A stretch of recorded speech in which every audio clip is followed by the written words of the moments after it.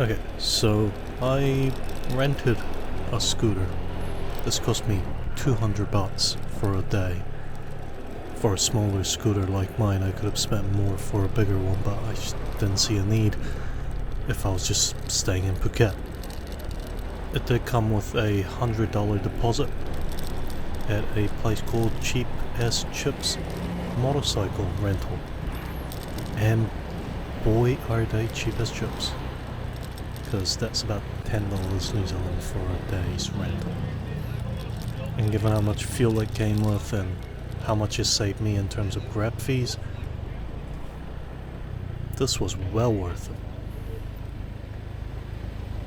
This was a hell of a lot more pleasant experience renting. I was in and out in about 3 minutes, and the lady there warned me that some officers won't care about the electronic IDP I got in about 10 minutes the night before, sitting in my bunk bed in my dorm, and would want a physical one, like an old-fashioned one, but apparently it didn't matter. But yeah, for a $100 deposit, US, 200 bahts, I had the scooter for the whole day. I will say though, if you don't ride in your home country, I'm a rider. I have been riding motorcycles for nearly 10 years now. I do safety courses, I run safety courses, and have a lot of experience riding. I commute every day. I put in easily 30,000 plus kilometers per year of riding. But if you're not a rider, and I could see that in some other people who are on the road with me, if you don't ride in your own country, maybe it's not the best idea that you start here when you don't know any traffic rules, you don't know the controls of a motorcycle, you've never been on it before. It might not be the best idea. So just take what I say about how good it is to ride with a grain of salt if you are thinking of riding here for the first time in your life. At this point, I actually ended up nearly outside of Phuket. I just kind of followed a random road and it led me to the bridge that leads outside of Phuket. I had no intention of leaving at the time, so I had to turn around and make a very awkward U-turn and make my way back. Filtering and lane splitting is easy here, and everyone's kind of expecting you to filter properly. The far leftmost lane of the road is pretty much reserved for motorcycles, though you will see the occasional car there. And the far left shoulder is also kind of for motorcycles, just depends on how wide the road is. On the bike, the heat didn't end up being so bad, but don't think you'd be gearing up like back home if you ride. I did feel very naked the whole time I was riding, but there is no way in heck I could have sweated through the gear in this heat. So I stopped at Decathlon here, and I kinda had given up on going here because it was just so far away from Patong and would cost an arm and a leg and grab fees to go there and back. Should have done it when I was still in Phuket Old Town. But it was really easy to just zip over using the bike. We don't have one of these in New Zealand, and I always see people raving about Decathlon online, so it was well worth the visit. I picked up a little pouch and lamented the fact that we don't have Uniqlo or Decathlon in New Zealand. It is just so cheap, and actually looks like decent quality. Past that, it was a really good way to see the countryside and the country in general. Like I said, a hell of a lot cheaper than grabbing everywhere. Grabbing 10 kilometers plus once would have cost me more than rent for the whole day. I've already been waved past by a few police officers already. However, maybe it's because I've been told I maybe look like an Isam Thai, which is curious because the Vietnamese thought I looked Vietnamese, and the Cambodians thought I looked Cambodian, and people always assume I'm Chinese when I'm in New Zealand. I am ethnically Korean. Cowcat view tower, which you're seeing now, felt pretty much abandoned. There was barely anyone. There was like a couple of kids loitering at the base, and a Russian couple up there who were doing stuff I did not capture on camera in fear of me having to submit this to Pornhub instead of YouTube. However, it did mean it was very nice and quiet, but you could tell the buildings and the lookout platforms were kind of falling apart, and the tree line hadn't been maintained for a long time to maintain the views, and some of the lookout platforms also seem to be suffering the same fate.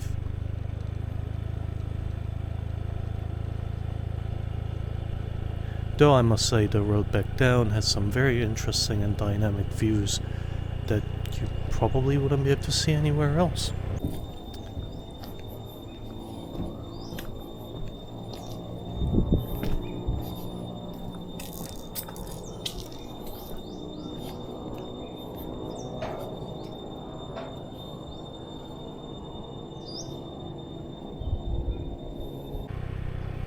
Generally speaking, traffic here might seem like way too much and manic at times, but it has its own chaotic order to it. You just kind of have to find a flow and flow within it. As soon as you behave as people don't expect you to behave, which is how people expect other Thai people who are on the road to behave, that's when you will have issues. On the way back to Patong, finding my way through some of the other beach towns along the coast, I got pulled up by a cop. He had quite a sour face on him when he saw that I had all my paperwork in order. My instant IDP and New Zealand driver's license clearly worked no problems here.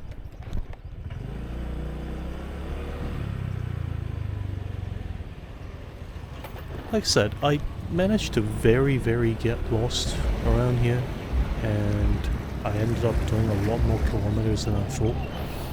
I think I ended up clocking nearly 150 or 200 kilometers just this one day, which was a hell of a lot of riding, especially in a small island like Phuket. Then somewhere along the way I ended up at Promthep Lighthouse and Viewpoint. The views here were just awesome, extraordinary, and the lighthouse itself was pretty cool, very well maintained unlike the other place I visited, and it was just as ornate as any other important building you'll find in Thailand.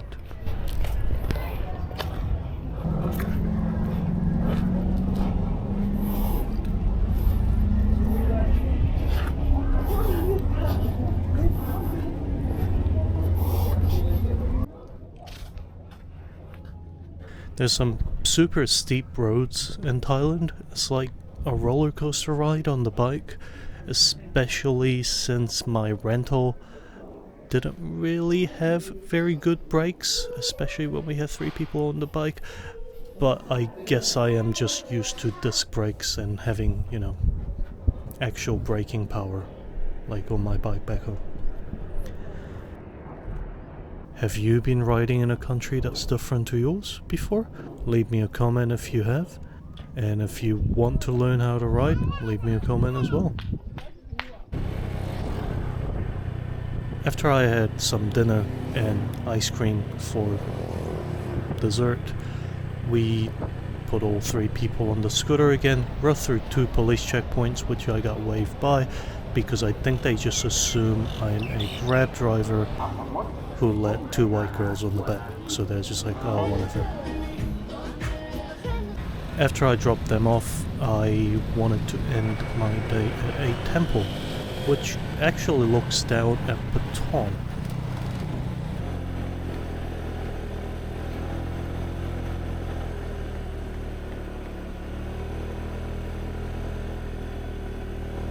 It's kind of like looking down at this den of sin, It felt very ironic in a way. It's kind of hard to put my finger on it, but it felt very out of place to have this serene place literally within eyesight of some of the worst debauchery I've seen on planet Earth.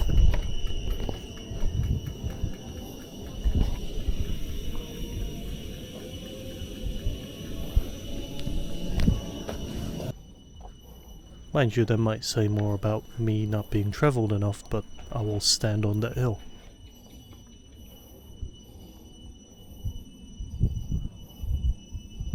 This was also the only place in the entirety of Phuket that I met Thai people that did not speak any English, which was actually kind of cool. I ran into what do you call female nuns? They're not, sorry, female monks. They're not nuns, they're something else. Did they just go by monks? Anyway, I had to ask if I could use a toilet, and it took quite a lot of hand waving to get my message across. More authentic experience.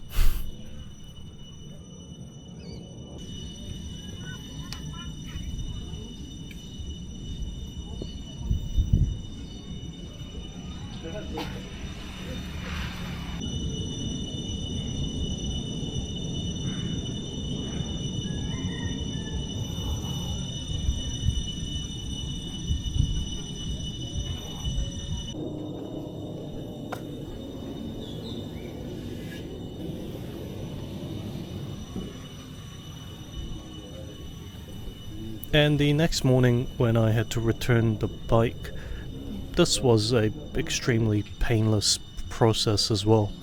The lady at the rental place, remember, cheap as chips, Patong, great people, took one look at my bike, so it had no obvious damages, except for the damage it already had. My new best friend kinda sat with me while I contemplating something. Or the damage to the suspension from me running into all the potholes, especially with 3 people on it. But, you know, she couldn't actually see that without tearing the bike apart, so she gave me my deposit back, and it took like 20 seconds. I was in and out on my way, and that was it. Then another day, we went to the Phuket Old Town night market. It was a lot shorter than the Chiang Mai market. It was very crowded though. I must say, there were a lot of things here that we really enjoyed. Say, these street performers at the one end of the street who were doing b-boy dancing or breakdancing, and they were really awesome. We were told by the local guide the other day that there will be 1 million people present, and I feel that he may have oversold it a little bit. Can't imagine 1 million people unless we started stacking people on top of each other in about layers of 6. And then of course there was the market itself, which is really kind of woven into one of the main streets of the old town. So you see all that architecture, but then you got this crowd of people along with the stalls in the middle, and it is relatively unique compared to some of the other markets, especially just because of the setting that it's set in.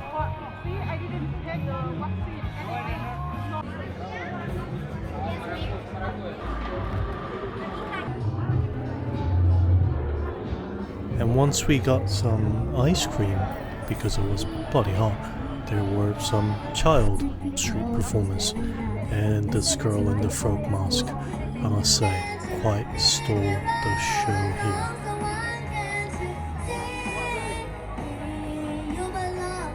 And also, there were artisans actually making things on the street, which was also just awesome to see. Yeah, just a short little section I wasn't going to throw in, but here's a little bonus. I hope you enjoyed. Leave me a comment if you've enjoyed it. Hope you have a good day. Take care. Peace.